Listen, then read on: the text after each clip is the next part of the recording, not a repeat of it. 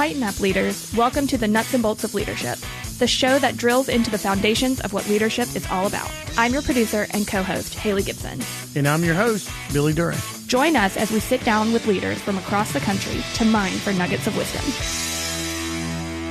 All right, everyone, welcome into the meeting room. We're here today because we're going to be talking about leadership. This is the Nuts and Bolts of Leadership podcast. I'm the host, Billy Duran, and I'm in the meeting room today with Hali Gibson, our co-host and producer. Hali, do you have a nugget of the week for us? I always have a nugget of the week. This time, I kind of wanted to share almost like an idea or a process that I've had for quite a while. It started when I was in college, when I had residents or friends come to me with something. I would always ask them before the conversation even started, do you want to be heard or do you want solutions? And that kind of helped me in the process of, I always like to come up with solutions to help people fix their problems, but sometimes they don't need those solutions right then, or they're not there for solutions. They're there just to kind of vent. And it's a process that I've kind of always carried on. It's something that has helped me and my husband quite a lot. And it helps me as a leader. And just kind of asking that question in the forefront of a conversation has helped me in all aspects of my life. Were you sitting outside my office today? I've had this conversation already. I've had this conversation this very morning. Anyway, we'll come back to that. Hali, today I'm excited today. And one of my really good friends, Paul Decker, is with us. Paul is the president CEO of Mathematica. And Paul, we're going to get you to weigh in on Hali's comment. I seen you nodding your head as she was talking. The really interesting thing that I've found about Paul and his company is the data research.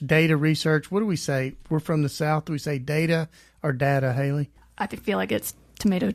Okay, so Paul is in the research business, and I really am encouraged in the things Paul has to say. And I'm in a group with Paul, and Paul's like E.F. Hutton in our group. He just sits back quietly, but when he speaks, everybody leans forward to listen to see what he has to say. 1,900 employees, 12 locations, just a seasoned veteran in the CEO world. So, Paul, welcome to the podcast. Thanks, Billy, and thanks, Hali, for having me here. It's a pleasure to be with you, and I'm honored. So, Paul, I love in your on your website when you talk about, and I'm going to read this because I love this word, collaborating closely with decision makers and change makers. We reimagine the way the world collects, analyzes, and applies data to solve urgent challenges from climate change all the way to the disparities that fuel inequality. Tell me a little bit about how you see that reimagining, or maybe come where you came to that place where you had to make, is it what you had to make data research cool, or what was the thought set process behind reimagining? I think that's very interesting. Well, it's changed a little bit over time. And when I think about the mission of Mathematica and how it relates to the way the world's changing, a lot of it, 30 plus years ago when I started Mathematica, was helping people understand the kinds of research that we could rely on to guide us effectively. Our mission is to generate research, to generate evidence, to help decision makers make better decisions, and thereby improve public well-being. And for the most part, when we do that, we're operating in the public policy space. So in a typical contract for Mathematica, the federal government will come to us. They want to make a change in a program, but they want to know what the impact of a change in that federal program could be, whether it's a federally supported education program, whether it's Medicare, Medicaid, childhood nutrition. Those are the kinds of areas that we work on. And in terms of reimagining, a lot of it was recognizing that you could generate research that was objective research that would give people the facts about what the answer would be on predicting the impact of a program or measuring an impact of a program, that was free of the kind of bias you might get when it's talked about in a political context and other ways in which bias could be introduced into that process. And of course, as the rest of the world has now become more inundated with data sources, the technology to leverage those data sources, research is not such a foreign concept, and data are understood by people in the way in which those data need to be used to support decisions. And so the work that we do is becoming more accessible to a larger audience, to a larger set of clients. So, Paul, it's interesting because I looked at how you guys engage. You've got listed on your website government agencies, private sector organizations, foundations, businesses, healthcare providers, searching for evidence-based solutions. And the old adage that you don't want the facts to get in the way of a good story. I mean, you guys do exactly that. Exactly. Your facts lead the story, and I'm wondering, how do you though continue to reiterate the confidence in the research? Because we live in a very skeptical world these days, and even my wife and I, when we're even having just a general conversation, I'll say something, she'll say, "Where did you hear that? Who told you that?" There's something about confidence in the data. So how do you reassure your clients that you have a lot of confidence before you hand that over to them? It's really multi-layered process for an organization like Mathematica. When we think about maintaining rigor and objectivity, the first place it comes from is, who do we bring into the organization? Do we bring in people into the organization as we're hiring that we know are committed to rigor and objectivity? The rigor part's pretty easy because we can see kind of how they've studied, how they've become researchers. We can see examples of the research. The objectivity can be a little harder, and so we have to address it basically in the process of talking to people. And one of the things that will come up sometimes is people will misunderstand. They'll think, well, we're involved in public policy, we're involved in, for example, helping low-income populations, and they come into Mathematica and they think we're going to be advocating for certain services. For the population being served. And that's not what we do. We judge the programs based on the facts and the outcomes that those programs generate, similar to the way in which an umpire tries to call balls and strikes in a baseball game. We just try to stay as detached as possible. We want to understand the population, but we don't want to make any assumptions about what's the right way to serve or to support a population most effectively. We want to judge it just based on the outcomes. So a big part of that is hiring. Big part of it is selecting what kinds of projects we're willing to take on and what kind of clients that we work for. And so sometimes there are clients that approach us. They know our reputation for rigor and objectivity, but they have a point of view. And their hope is that they can work with Mathematica to get what seems like objective support for what their point of view is. And in those situations, when we understand what that situation is, we won't take on that kind of work because we know we can't really stand behind the objectivity of that work down the road. And then the third thing to touch on is you have to lay the groundwork on any project for being able to sell the results of the project as objective findings. And so that happens from day one on a project. So we might have, this might surprise you, we might have a 5-year project looking at the impact of a program on the people participating in the program.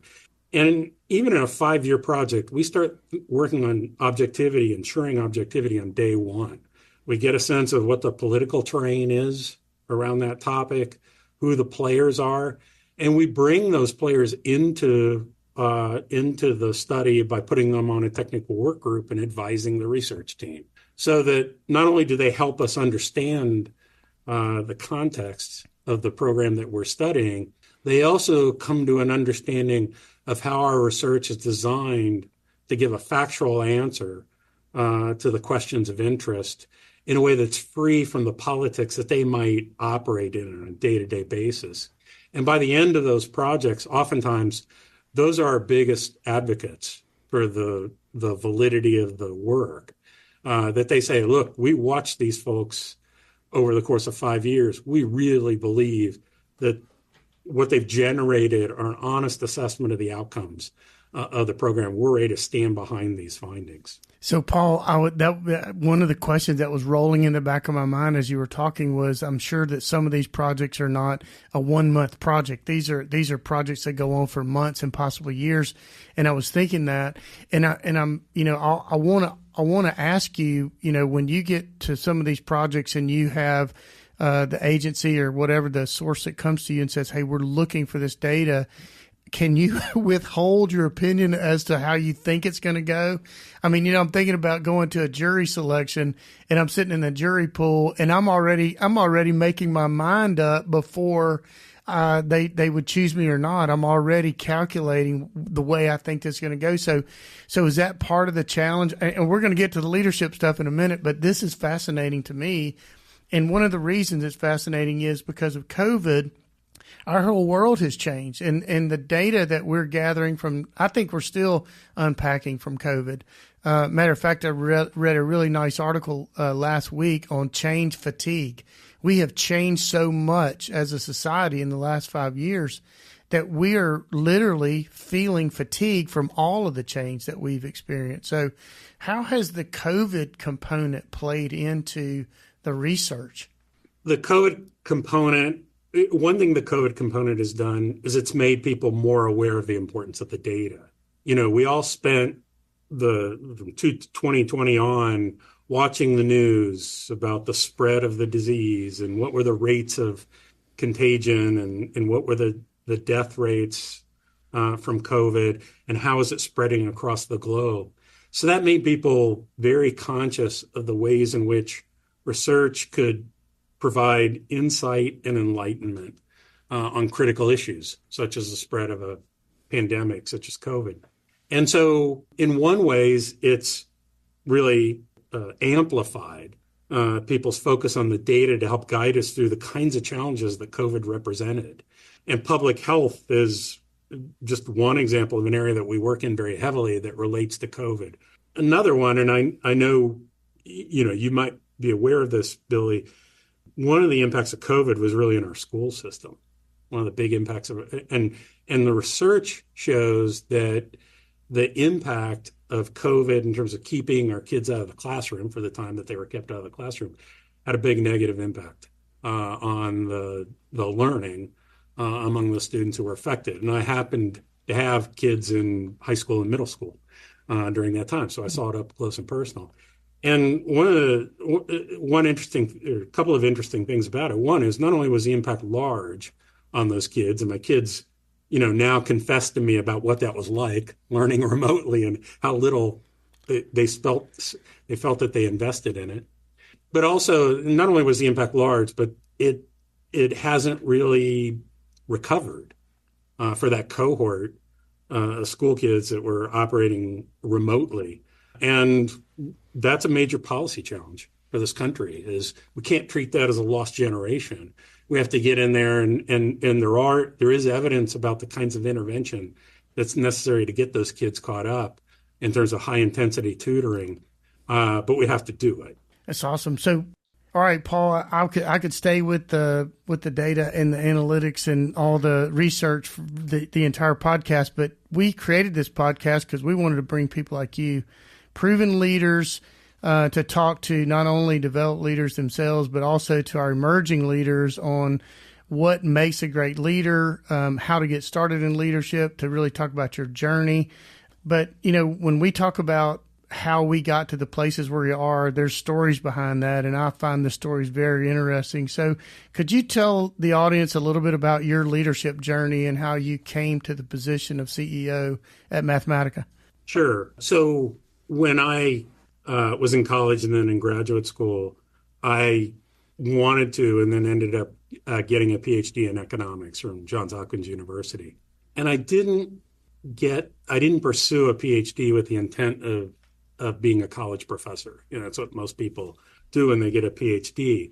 I had a father who was a college professor, and I valued having a PhD, but I wanted to do something other than teach. And at the time, Mathematica was one of the few organizations in a relatively nascent industry looking at public policy from a perspective of being able to measure it, using economic methodology and feed answers to folks who were interested in solving critical public policy issues. So that's how I came to Mathematica, and I really came straight from graduate school, just jumped right into being a researcher. My main areas of interest were programs focused on employment training and programs focused on education, primarily on teacher preparation and other things around the workforce nature of education. And I thought I would be a researcher for the duration of my career. And I've just kind of recently passed the mark where I've now spent half my time at Mathematica as a researcher and half my time as CEO. And it was just kind of a natural progression that led me from being a researcher to being a manager and then eventually CEO at Mathematica. So a little earlier, you talked about the employees and the core values of rigor and objectivity.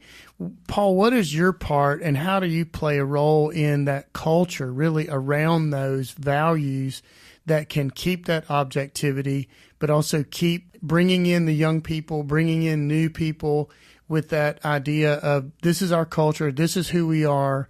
What's your part in nurturing the culture at Mathematica?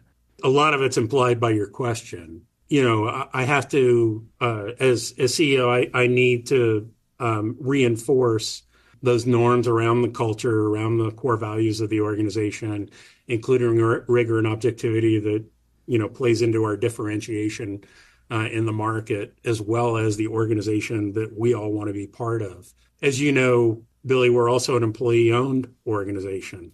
And the great thing is employee ownership really feeds into this sense of we control our destiny as an organization. We work together to maintain our focus on the mission of the organization, to generate public well-being, not for ourselves, but for our clients and for the populations that are served by our clients.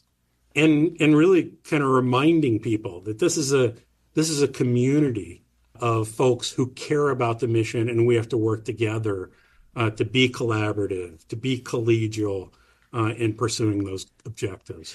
We've probably talked about this before, Paul, but doesn't it interesting that we find ourselves being the chief reminding officer as much as we are the chief executive officer, not giving new information, but just reminding our teams of who we are, what we do, how we behave, how we perform, what our standards are. We're in this constant churn of information, just reminding our teams who we are. So Paul, as the huge company, I mean, you got 1,900 employees, 12 different locations across the globe. How do you maintain the culture, you know, in a way that's tight and that you can make sure that it's resonating throughout the organization? It's a challenge. And one of the things that I'm sure you learned, Billy, and I learned when I became CEO was I had to get used to hearing myself say the same things over and over and over again. And so a lot of it's just about communication, you know, to the point that I get sick of hearing myself say it. And, you know, one of the realities right now is it's harder than ever. For Mathematica, since the pandemic, we're largely a remote organization.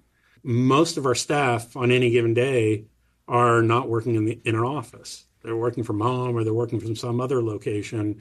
In fact, a large segment of our staff don't even live within commuting distance of one of our offices now. And so getting that message out, doing that reminding takes much more of a proactive focus. So I have to, you know, meet with different groups of staff. I have to go out to different locations. Oftentimes, and a good example was last week, I was up in New York City. We don't have an office in New York City, but I was up in New York City because of a concentration of staff we have there that I, you know, invited them to come into an industrial space in Manhattan. And we had nearly 40 employees join us. And if I don't make that visit, there's no other way I see them in person. I really have to take it on myself to get out there and meet with folks from throughout the organization. I mean, that's dynamic leadership there, going to where they are and pulling in people to a meeting that are working remote. So, Paul, what percentage of that remoteness, if that's a word, Hali, is post and pre-pandemic? What is that relationship? Did most of that driven by the COVID reality, or was that something you were doing before? We were doing it a little bit before. We had I think we got as high as 25% of our staff were exclusively working outside the office, but it was amplified highly by the beginning of the pandemic. And I think we're somewhere in the range of, on any given day, 80% of our staff are working outside the office. It's higher on a Monday or a Friday and lower on a Tuesday through Thursday. We don't set any kind of company-wide requirements about being in the office. We've taken the approach that we want to adapt to meet the needs of our employees at the same time that we meet the needs of our clients, and that we'll adjust, the investment of the organization and infrastructure to meet those preferences, and also take on the challenge of how do we maintain corporate culture and connection among the community of Mathematica employees, despite being in different rooms when we're dealing with each other. Yeah, flexibility that you are showing is an attribute to your leadership, but at the same time, you recognize the challenge with extending that flexibility in that we're not all in the same rooms. There's very little cultural collaboration. There may be a lot of collegial collaboration, but very little cultural collaboration when it comes to being in the office. It's Susie's birthday this week, and we got a cake, and everybody comes in for a few minutes, and that more of a casual cultural water fountain talk, we call that. But anyway, Haley's got a good question for you. You're a lifelong learner and an intellectual at heart. So how do you continue to invest and develop in your intellectual and your leadership skills? So one way is I read a lot, and a lot of the reading that I do isn't just the management literature. It's also just kind of reading about leadership experiences, whatever the setting is.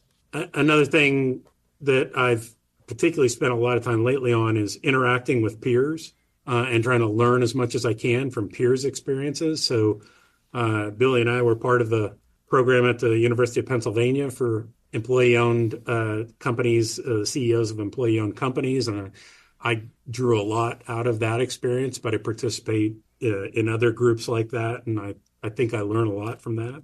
And the third thing that I've done, although I've tried to think about kind of how to do this efficiently and effectively, and that is work with professional coaches, leadership coaches. And I find that, that can bring a perspective that is very intensive. Somebody who's constantly guiding leaders, the issues that, we think about, they think about every day. And they're also in a position where they can push you in those situations. I find that very useful as a development opportunity to talk to somebody who's saying, hey, here's another way to look at it. Or are you really being honest with yourself about the challenges that you're facing? So, Paul, we are going to stop right there and take a really quick break, and we're going to come back. We're going to ask you about what you're doing to encourage your team in leadership development and growing the team around you. So this is the Nuts and Bolts of Leadership podcast, and we'll be right back.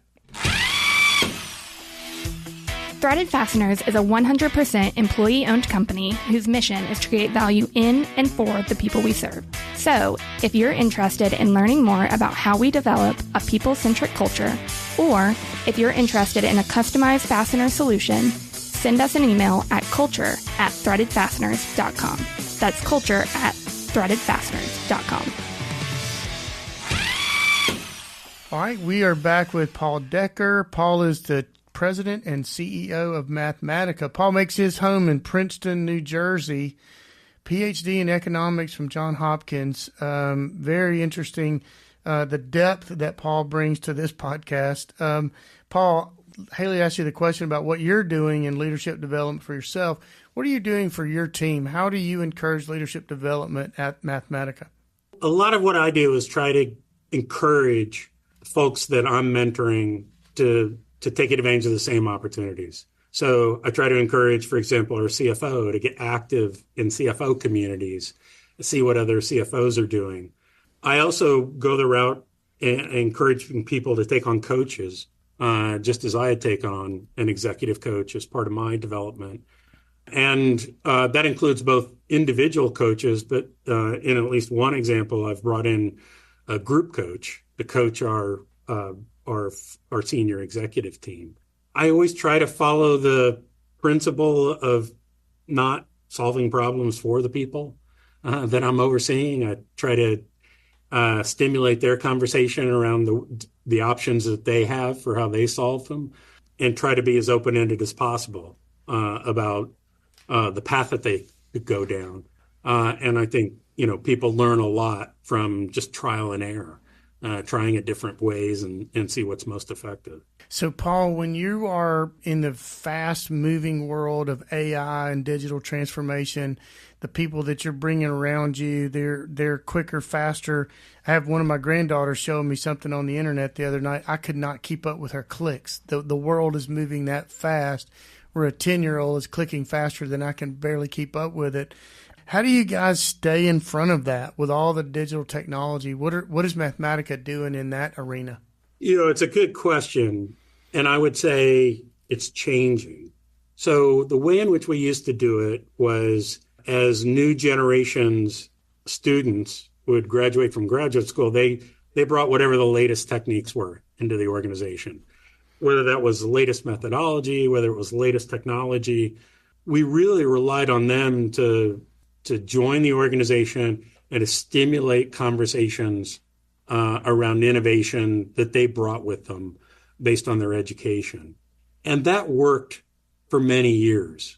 But as our industry has become more disrupted with the proliferation of new data sources, the speeding up of technology development, and particularly with AI right now, we don't think we can just rely on, we'll bring in, the latest cohort of graduate students and they'll just drive AI in the company. We think AI, the developments related to AI and around AI, those developments are just happening more quickly. And we need to stimulate from different levels of the company how we're incorporating AI into our daily practice. And so we have our technology teams that are developing proof of concept in multiple categories on how we serve our clients more effectively by managing AI as part of our general approach. We have people thinking through what are the ways in which our administrative functions can be made more efficient or streamlined by the use of AI. And so we're kind of hitting it both from the bottom up, from the people who are kind of in school while AI is a big part of their education, but also from the top down, from people who can kind of push things through the organization to generate more pace of change than we would be able to generate otherwise. So, Paul, we are, Haley and I were having this conversation before you joined us today about giving AI assist notes in our writing. We both write a lot. And I busted her on giving me a document that had a lot of AI assist to it, but she didn't give AI credit. And so now I'm gonna require our team to put a little notation. I got an AI assist on this. So, I mean, all joking aside, though, how do you sort of create this proofing against, I don't know if you want to call it laziness if you're using technology to your advantage, but it could create it's kind of like not getting a muscle workout. If we're not using my own creative workouts when I'm writing, how are you putting in, I don't even know, safeguards maybe, some guardrails against everyone just turning their documents over to, an automated computer-generated document? Yeah, so a couple of things on that. One is we need to continue to differentiate ourselves as an organization to be effectively compete in the market. If we turn it all over to AI, we're going to sound like everybody else.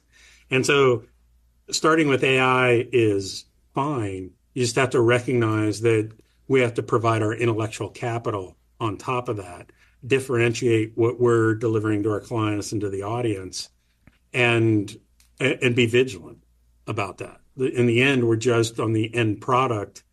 Even if we took some shortcuts at the beginning, the end product has to be consistent with a Mathematica product. It can't begin to sound like a generic product. And quite frankly, if we turn it over to AI, we become unnecessary at that point. If you just turn your documents over to AI to write, what do I need you for? Yeah, I don't think we become unnecessary. I think our jobs change. So as a researcher going forward, I may be judged on my performance as partly dependent not only on what do I know about statistical methods or what do I know about data. It also depends on my ability to manage AI as part of carrying out my tasks. And my job is going to change in this description. and I have to work along with that. I have a friend in the medical community. The way he describes this is, it's not that AI will take jobs away from doctors. It's that the doctors who utilize AI effectively will tend to crowd out doctors who don't use AI effectively. And that's kind of the way we have to view it. How do we make sure we embrace the power of AI, but then mix it with what we have to add? I mentioned one of them, which is, we have to continue to differentiate ourselves. As you guys probably know, another risk is AI's spitting out something that's not right. And that's really critical for an organization like Mathematica. And we have to make sure we have quality assurance at the back end of that says, hey, when AI is hallucinating, we catch it and we fix it. That's good. AI hallucination. What next? So Paul, I know you're old enough to know and remember the cartoon The Jetsons.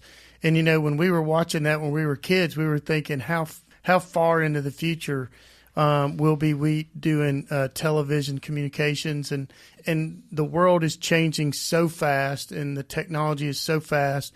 The way you do your work is changing. You've already talked about that. What does the next 5 years look like for the work that you're doing? Where do you see, even in the AI piece of it, what does 5 years down the road look like for Mathematica and the industries like yours?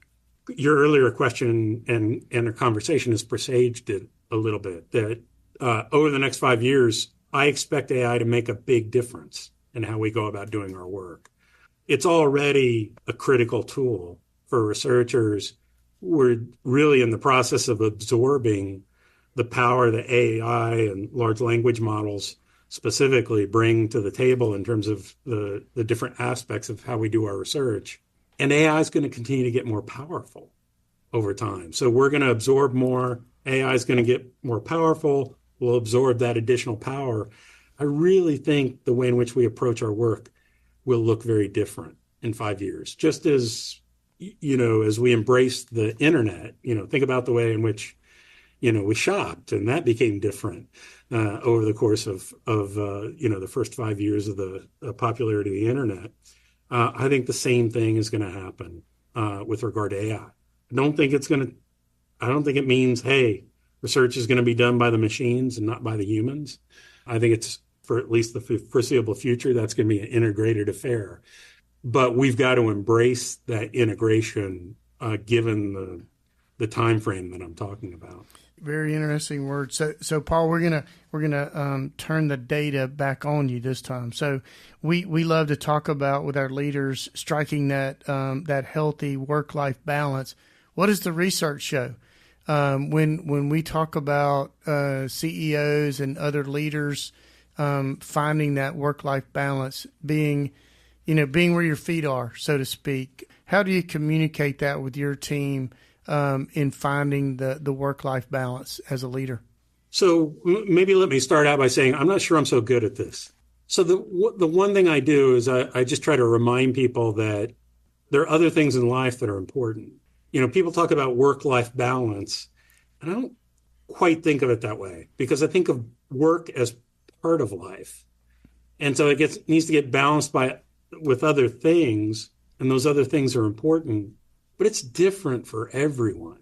And so I just think that balance means different things to different people. And, for me, it's kind of reminding myself, and when I have the opportunity to remind others, you can have a tendency to overdo the work part because you get a score. If I put a lot into my job, I get positive feedback. My boss says I'm doing a great job. I get a promotion. I get a salary increase. It's so tangible. It's the one part of your life where you say, hey, I can measure whether I'm making a contribution or I'm a success in a reliable way. And, do I get the same score for being a father or for being an effective husband? That's iffier. And so for me, it's thinking about how do you fight that tendency? How do you not put all your effort in the area where you get that so clear-cut feedback on having made a contribution? At the same time, I think everybody has to be realistic about what this looks like for them. I am not a 40-hour-a-week guy. Never have been. And part of it is I just really like the work that I do. And I have to tell people, look, I may be working on the weekend and I may send you an email on the weekend. I tried to go through the phase where I didn't ever do that and it wasn't successful. And so I just started inserting a statement. Hey, even though I'm sending this to you off hours, don't feel the need to respond to it. Or when I'm communicating with my executive assistant, the subject line will always be for Monday, not wanting to even read the email before then. So I've had to kind of adjust to the environment that, yes, I want to pursue a certain way in which I work, but I don't want to impose it on everybody else. It works for me, given my situation. And, I have all the same challenges in terms of how do I balance that with family and other factors. But, I'm kind of an old dog. I'm not going to learn new tricks on that score. I've kind of developed my habits from, 30 years ago. Well, you know what? A very thoughtful and thought out answer to a question that is complex, and it is different for people. And I appreciate your vulnerability and transparency in that, because I'm one of those people who like to work as well. I enjoy my work, and therefore I'm challenged a little bit by being where my feet are when I'm not at work on occasion.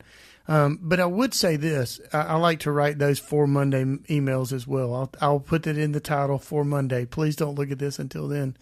But I think similar, you talk about getting a professional executive coach. Sometimes it doesn't hurt to get a life coach sort of counsel from someone as well.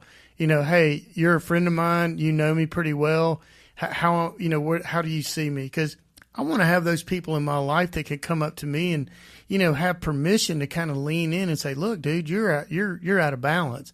I can see the stress. I can see, the different things going on in your life. So just like executive coaching, we need to have those people in our life that have permission, that can step in the right spirit and remind us that, hey, I see a little bit of, you're wound a little tight. Everything okay? Having some of those people that can check in with us.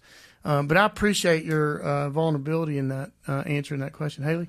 I heard once that, and someone told me, you are responsible for your own burnout.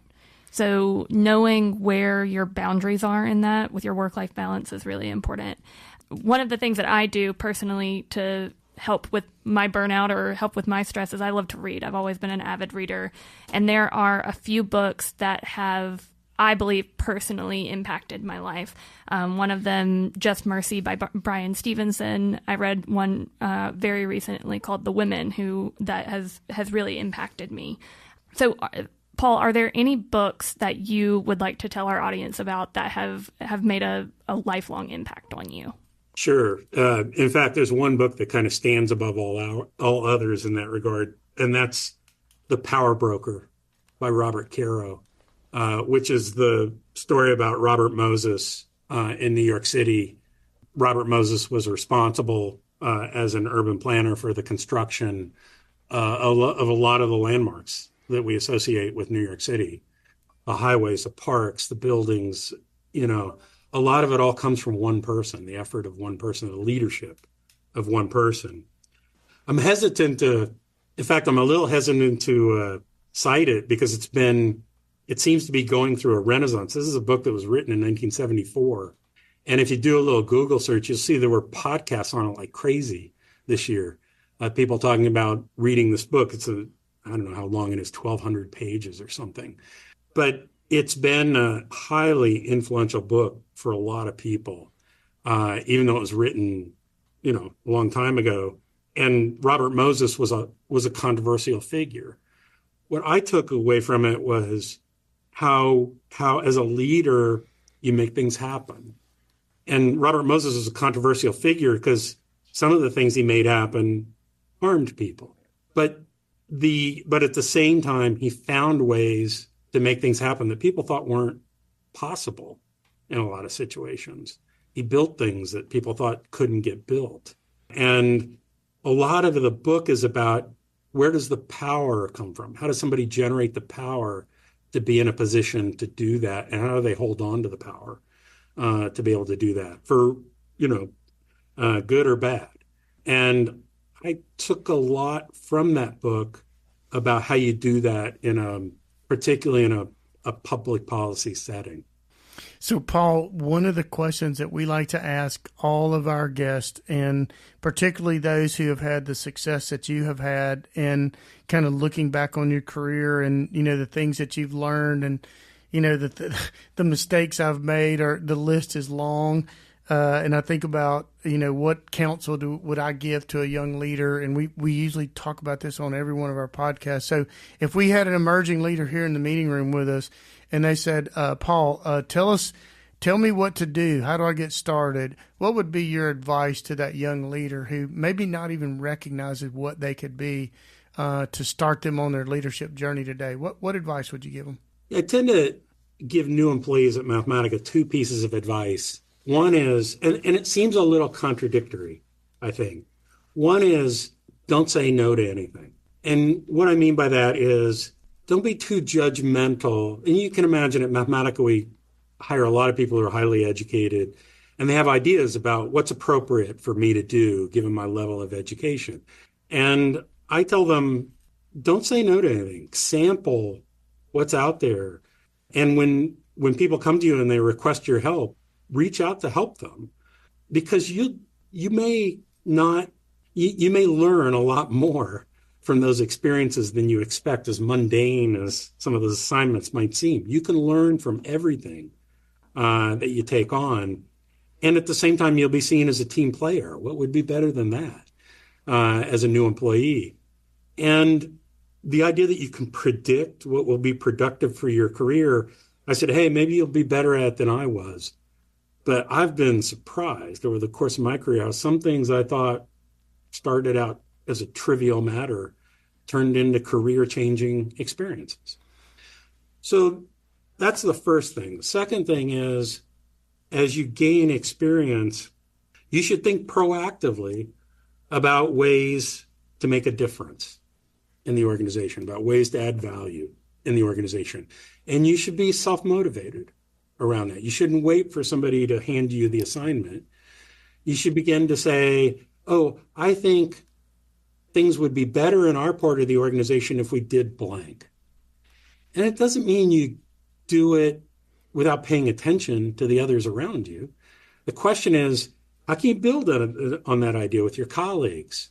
And how can you get their sense of what it looks like for them, and then help stimulate the group to move forward in something that might be an innovation for that part of the organization.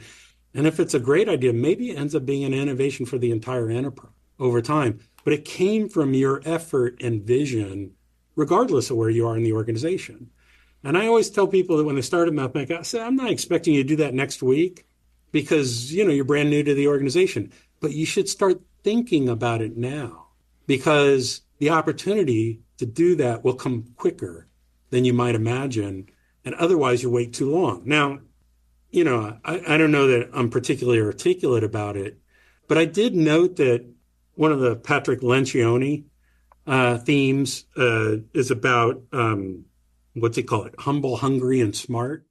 And to some extent, I reflected on, that's kind of the message I was sending to people. Be humble about what you bring to the table and what you can learn from participating in the table. And then be hungry and smart about how you think about you make a difference going forward. Paul, that is really good. I think that comes from the book, The Ideal Team Player, Humble, Hungry, Smart. We actually developed our core values around that. Humble, Hungry, Aware is our 3 core values. And so I appreciate you mentioning that. I said, Haley and I both started writing when you mentioned that. And, you may not have set out to be a professor, but I'm going to tell you, my friend, you've ended up being a professor. And whether you see that as your role or not, I see you as a teacher and a coach. And as far as I'm concerned, that's what makes a good professor. So well done in your career. Well done on this podcast. I appreciate so much you spending time with us. So I'm just very appreciative of you being with us for a few minutes. Thank you, Billy. It was my pleasure. Thank you, Haley. All right. Well, we've been with Paul Decker. He is the president and CEO of Mathematica. And Haley and I will be right back with a few closing thoughts. All right, everyone. What a great episode with Paul Decker. Haley, I find myself taking pages of notes. At some point, I've got to populate my notes into an entire spreadsheet. I might get you to help me with that. What were your takeaways from Paul's interview? It kind of goes along with the theme of my nugget for the week on asking people whether or not they want a solution or to be heard. He talked about him not solving problems for people and part of his role is to be there to help them solve their own problems. And I thought that kind of spoke well together. I had the exact same thing. And then with that added the way he answered the question about work-life balance. You know, sometimes we're looking for everyone to give the sterile answer to that. You know, we've had people on this podcast that say they're still working on that. And I was appreciative. Here's a proven leader to just confess. He said, I'm still working on that, but work-life balance doesn't look the same for everyone, and it's not a cookie-cutter solution there. For me, you know, work-life balance is I want to be where my feet are. I want, when I'm at home, to be at home. When I'm at work, I want to give what energy and efforts I can at this responsibility I have here. So great episode. I'm already looking forward to the next show. So, Haley, till next time, tighten up. Thank you for joining the Nuts and Bolts of Leadership podcast, brought to you by the employee owners of Threaded Fasteners. If you enjoyed our conversation, please subscribe to, rate, and review the Nuts and Bolts of Leadership wherever you listen to your favorite podcasts. Do you have a leadership story to tell or a question to ask? Email us at podcast@threadedfasteners.com. That's podcast@threadedfasteners.com. This show is made possible by our family at Threaded Fasteners, Inc. Our mission is to create value in and for the people we serve. Interested in learning more about TFI and how we create value in our team, in our communities, and in our customers? Visit threadedfasteners.com. Thank you again for listening. I'm your co-host and producer, Haley Gibson. And I'm your host, Billy Duray. This show is edited and produced by Johnny Glenn and our friends at Deep Fried Studios.